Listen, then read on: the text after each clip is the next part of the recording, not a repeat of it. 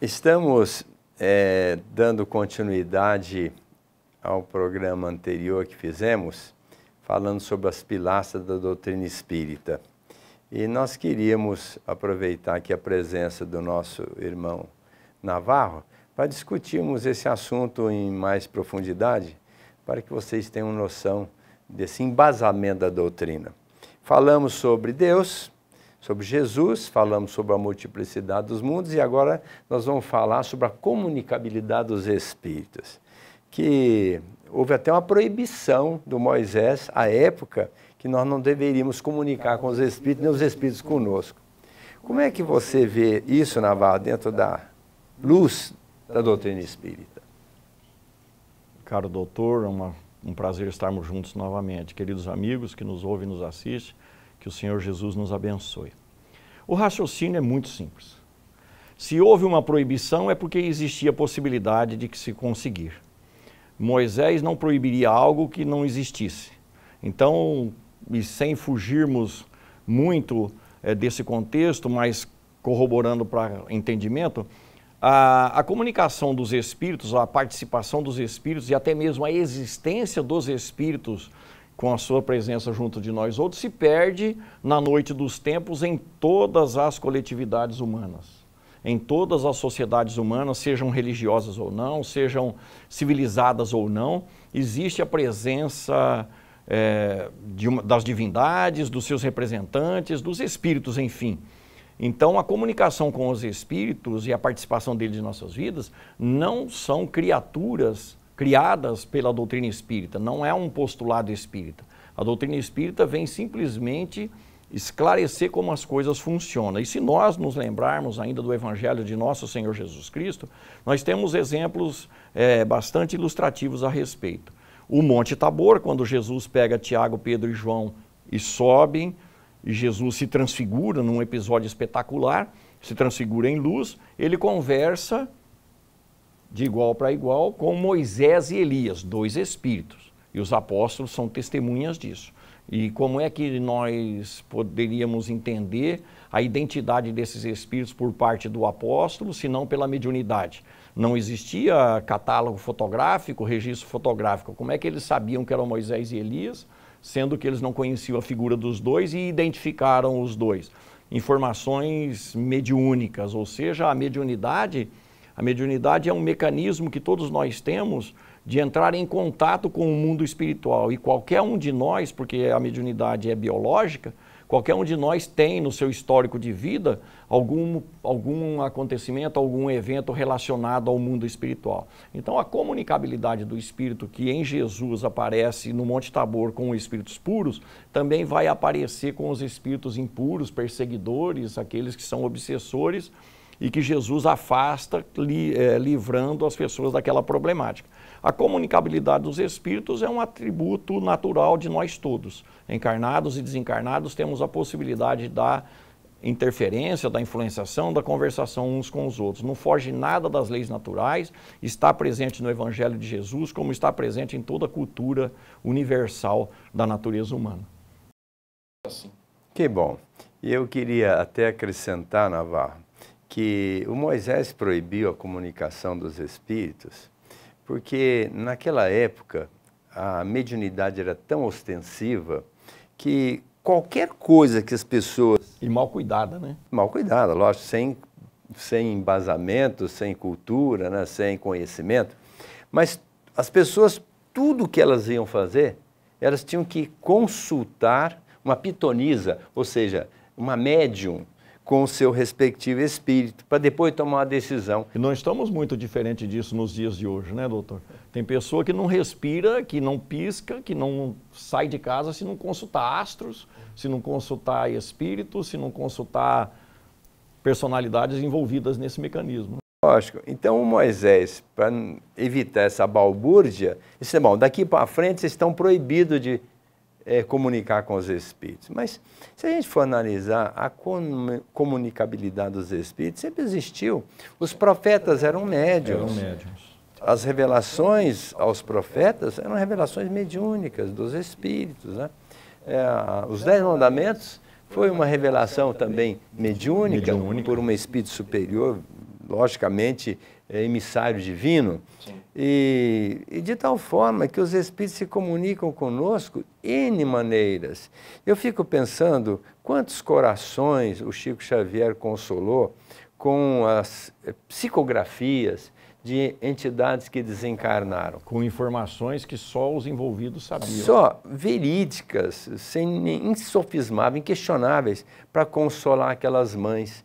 Que bênção esse espírito vir e dar um consolo, uma orientação, um esclarecimento, uma paz para essas pessoas componentes da família, sofridas com a ausência temporária e repentina desses indivíduos que desencarnaram e transitaram para o mundo espiritual. Então veja que essa comunicação é muito interessante. E outra coisa, essa comunicação é tão evidente através até da materialização. Quantos espíritos que foram fotografados, materializados, tocáveis, tangíveis, né?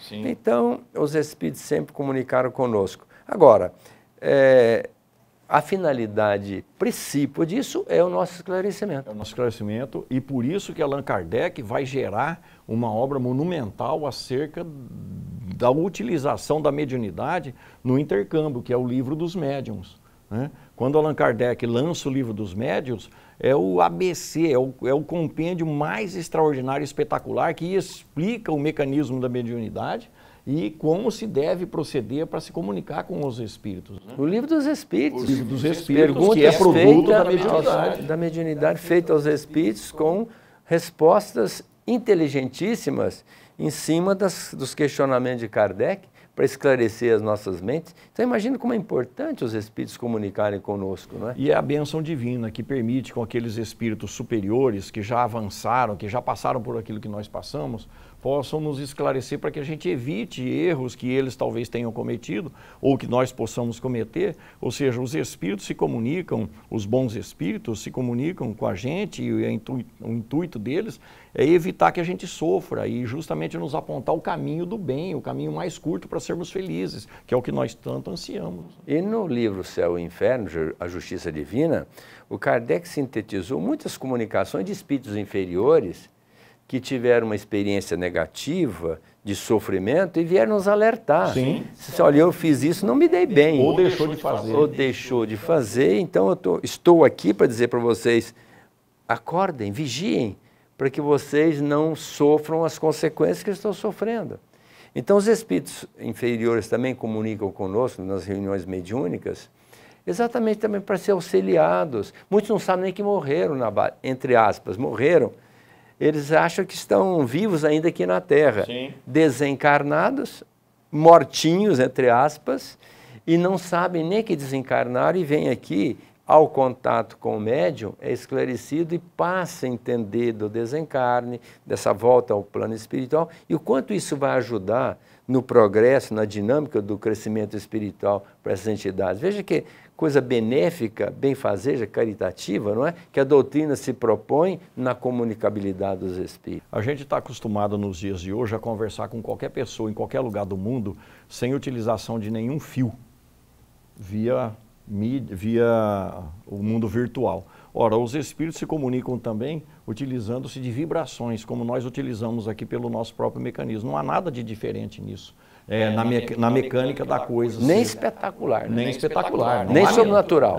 De forma alguma. São coisas absolutamente normais que a doutrina espírita vem nos esclarecer a respeito. Por isso que Jesus disse, né? Conhecereis a verdade, ela vos libertará. E o Consolador prometido que eu hei de vos enviar, a doutrina espírita, ela vos esclarecerá sobre todas as coisas. Então a comunicação com os espíritos é absolutamente normal, está em todas as religiões, está em todas as culturas, e todos nós, se prestarmos bem atenção no nosso histórico de vida, temos um ou outro lance em que houve uma presença mais ostensiva de uma entidade espiritual, de um parente, de um amigo, enfim, de um espírito qualquer participando de nossas vidas. Eu queria agora, para nós não perdermos o tempo e a sequência, falar um pouquinho sobre a lei de causa e efeito, porque eu entendo que a vida ela tem que ter uma ordem, tem que ter uma regra. A vida não pode ser desordenada. Até numa partida de futebol tem que ter regra, senão sai pancadaria, não é? A vida tem que ter regras. Tem regra para dirigir um carro no trânsito, são leis do trânsito, né? Então, a vida também tem leis, tem regras e que precisam ser observadas. Não é que Deus cobra, existe uma lei que existe. Se existe o sinal vermelho, o prefeito coloca para preservar nossa integridade física. Se nós atravessarmos o sinal vermelho e nos comprometermos, sofrermos as consequências, é porque o nosso livre-arbítrio permitiu que a gente fizesse isso, ouvindo o ego e não ouvindo o self, que diria, olha, sinal vermelho, para, espera, quando abrir você passa. E nós, no ego da pressa, do desrespeito, da irresponsabilidade, ultrapassamos, batemos e sofremos as consequências. Na vida também tem leis naturais, leis que regem a nossa vida, o que pode ser feito e o que não. Os 10 mandamentos, o que é? Uma lei para reger a nossa vida. E tem alguns nãos, né? Sim, com certeza, a maioria. E tem umas recomendações como honrar pai e mãe, né? Amar a Deus sobre todas as coisas, guardar o sábado e assim por diante. Mas tem uns nãos que a gente tem que observar. Porque se Deus colocou não, é porque não. E não dá para justificar. Não, sabe como é que é? Quando Jesus disse assim, que a sua palavra seja sim, sim, não, não, o que passa disso provém do maligno, exatamente isso. Não, eu estava com pressa para ser o sinal vermelho. Tentamos justificar uma ação inadequada, que tem consequências. Tem consequência. Então, a lei de Deus existe. E como ela é uma lei de amor, todinha de amor, quando nós transgredimos essa lei, nós geramos um mal. E nós ficamos responsáveis. Eu ouvi o Divaldo falar certa vez que nós vamos acabar com 2 palavras do nosso vocabulário. Primeiro, o sentimento de culpa. E segundo, o pecado. Vamos acabar com isso. Sentimento de culpa e pecado é para acabar. E vamos substituir por uma única outra palavra que é responsabilidade. Nós somos responsáveis pela vida. Por isso existe uma lei de causa e efeito, de ação e reação, que eu queria que você falasse rapidamente para a gente encerrar com a reencarnação. Jesus foi muito taxativo a esse respeito. A cada um é dado segundo as suas obras. Quem planta arroz, colhe arroz. Quem planta feijão, colhe feijão. Quem planta carrapicho, colhe carrapicho. E não há outra fórmula mais segura e mais acertada, mais ajuizada do que nós colhermos os resultados de nossas próprias ações para, vivenciando os resultados, repensarmos naquilo que foi plantado. Então, Deus não castiga. Deus permite que o resultado se dê de acordo com a nossa plantação para a gente escolher melhor as nossas plantações. Ora, na nossa vida de relação, a gente paga um bom funcionário se ele corresponder àquilo que se espera. Nós premiamos segundo o seu desempenho. Nós cobramos de quem quer que seja segundo o desempenho. Ora, a vida também cobra de nós segundo o nosso desempenho. E toda vez que errarmos, nós teremos que corrigir os erros que foram gerados a partir do nosso erro. Então, a lei de ação e reação não é uma lei punitiva, ela é educativa. Quando eu vivenciar, e Santo Agostinho explica isso para nós no Evangelho, no Livro dos Espíritos, né? Quando ele fala para a gente passar em revista aquilo que a gente fez para as pessoas. Pensa todos os dias, o que é que eu fiz para as pessoas, se eu prejudiquei, se eu não prejudiquei, e tudo aquilo que foi de errado, a gente rever as nossas atitudes para o dia seguinte. Nesse processo a gente se autoeduca, eu não quero que seja feito para mim, então eu não faço para os outros. É por isso que Jesus recomenda, faça para o teu próximo aquilo que você quer para você mesmo. É a lei de ação e reação. Quando eu der só amor, eu receberei só amor. Quando eu der só bondade, eu receberei só bondade. É evidente que esse processo é um pouco, para nossas percepções, um pouco lento, porque se eu começar a ser bom hoje em tudo, ainda tem um passado para ser corrigido, né? Mas o amor cobre uma multidão de pecados, disse Pedro nas suas epístolas. Significa dizer que a proposta da doutrina espírita é fazer com que a gente não erre mais. Não errando mais, não há consequências dolorosas para os nossos espíritos aqui nas nossas muitas vidas que discutiremos na reencarnação. Inclusive, eu queria só finalizar esse tópico dizendo que há pessoas que dizem, eu sofro por causa do fulano. Ele que é a razão da minha desdita. Sim. Olha, isso não existe na lei de Deus. Existe a injustiça humana. A gente está sobejamente consciente de que existe injustiça humana. A gente faz o bem e a pessoa acaba fazendo mal para nós, não é? Mas na lei de Deus não existe. A começar que Jesus disse, é necessário que haja escândalo na terra para que se faça justiça. Mas ai daquele por quem o escândalo vier. O escândalo vem do verbo escandalizar, do grego, que significa mal a alguém. Então Jesus teria dito assim, é necessário que alguém faça mal para alguém para que se faça justiça. Mas ai daquele por quem o mal vier. Isso significa que se nós estamos sofrendo hoje, qualquer, entre aspas, injustiça à vista da criatura, não. Nós estamos sendo justiçados por alguma coisa que nós fizemos. E se nós não fizemos nessa existência, certamente nós fizemos no passado. Senão seria maldade e injustiça em Deus. De Deus. Então Deus é justo e nós estamos com as pessoas certas, na hora certa, sofrendo aquilo que nós vamos sofrer, para o aprendizado educativo. E isso, logicamente, só vai ser explicado através da reencarnação. Então, doutor, há uma passagem do Evangelho do Nosso Senhor Jesus Cristo muito interessante a esse respeito e uma frase dele muito pouco raciocinada pela maioria de nós seres humanos. Quando Jesus conversa com Nicodemos dizendo que é preciso nascer de novo para ver o reino dos céus, ele insere uma frase dizendo que o Espírito sopra a vida onde quer. Ou seja, o Espírito escolhe onde vai nascer, ele planeja onde vai nascer, o que a doutrina espírita vem explicar para todos nós a partir da questão 258 do Livro dos Espíritos. Quando nós estamos no mundo dos espíritos e vamos planejar uma nova existência para dar continuidade às nossas tarefas evolutivas, nós planejamos, fazendo um adendo a essa questão que o senhor falou das pessoas que convivem conosco. Ora, se eu vou escolher um lugar que eu vou nascer e tantas pessoas estão estacionadas, reencarnatoriamente falando, num ambiente hostil, ruim, o espírito escolheu aquilo. Então, o que leva o espírito em conta? As suas necessidades espirituais.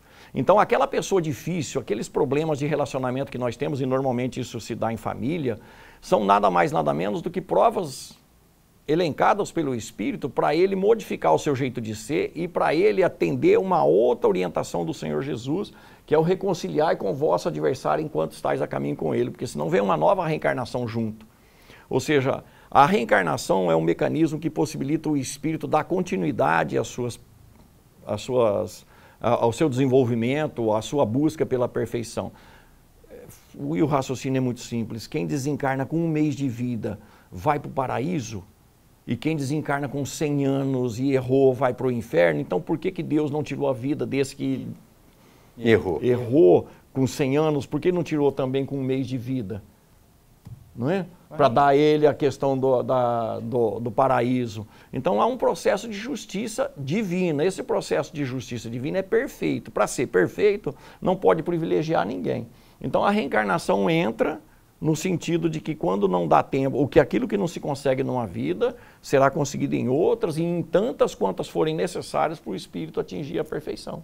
Seria a mesma coisa de dizer que um menino que entra no primário já é doutor, não é? Exatamente, não tem lógica. E também vamos tirá-lo, ele não vai ser doutor nunca, ele vai ficar no primário sempre. Não tem lógica, não tem sentido. A reencarnação, eu considero, de tudo aquilo que eu aprendi de doutrina, a coisa mais fantástica que eu vi foi a reencarnação. Doutor, mas tanto isso é natural que quase 2/3 da população mundial aceitam e vivem a ideia da reencarnação. Somente alguns grupos mais fechados consciencialmente, religiosamente, é que não aceitam, mas o mecanismo é muito claro. Muito claro. Inclusive, é a única condição que explica a verdade colocada por Jesus. A cada um será dado de acordo com as obras. Já nasceu cheio de problemas e não fez nada. Inclusive problemas físicos, né? Físico, cego, aleijado, mudo. Então, isso vem de outra existência. E também mostra a bondade de Deus. Um assassino profissional, por exemplo, que matou centenas de pessoas aí, só pelo prazer de matar ou de ganhar o dinheiro em cima disso, seria condenado eternamente ao inferno.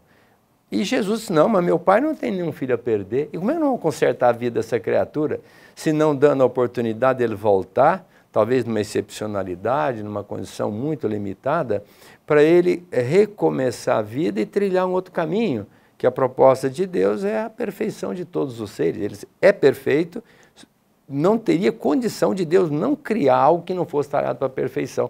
Então, se nós vamos ser perfeitos um dia, não vai ser uma existência, nem em duas, nem em centenas. Nós precisamos vivenciar isso muitas vezes, não é? Isso é a reencarnação. Sim, e como nós tocamos no assunto de mortes prematuras, que alguns nascem, vivem 1 segundo, vivem 1 minuto, vivem alguns poucos dias, a doutrina espírita explica por que isso acontece. Os espíritos superiores, no Livro dos Espíritos, nos dizem que essas existências curtas, quase sempre, na maioria das vezes, porque pode ser um pedido do próprio espírito, quase sempre são restos de vidas anteriores que não foram cumpridas. Suicídio, por exemplo. Suicídio direto.